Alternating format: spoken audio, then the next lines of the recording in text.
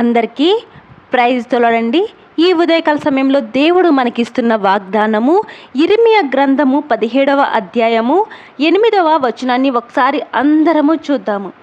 వాడు జలముల యొద్ద నాటబడిన చెట్టు వలె నుండును, అది కాలువల ఓరను దాని వేళ్ళు తన్నును, వెట్ట కలిగినను దానికి భయపడదు, దాని ఆకు పచ్చగా నుండును, వర్షం లేని సంవత్సరమున చింతనొందదు, కాపు మానదు. ఆమీన్.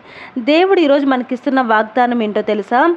మనము ఒక పచ్చని చెట్టు వలె ఆశీర్వాదకరంగా మనం ఉండబోతున్నామంట. ఎవరైతే ఏమీ లేదు, నాకు నిరాశ కలిగి ఉంది, అసలు ఇంట్లో గడవట్లేదు, ఏం లేదు, నా పరిస్థితి ఏంటి అని చెప్పేసి దిగులు పడుతున్నావా? దేవుడు మనల్ని ఎంతో ఉన్నతంగా ఉంచాలి అని చెప్పేసి ఆశపడుతున్నాడు. ఎవరైతే ఈ ఉదయకాల సమయంలో బాధ, దిక్కులు, వేదనతో ఉన్నారో వాళ్ళు ఈ వాగ్దానాన్ని ఎత్తిపెట్టి ప్రార్థన చేద్దాం. దేవుడి యొక్క ఆశీర్వాదాన్ని పొందుకునే వారంగా మనం ఉందాము. ఈ చిన్న వాక్యము దేవుడు దీవించును గాక. ఆమీన్, ఆమీన్, ఆమీన్.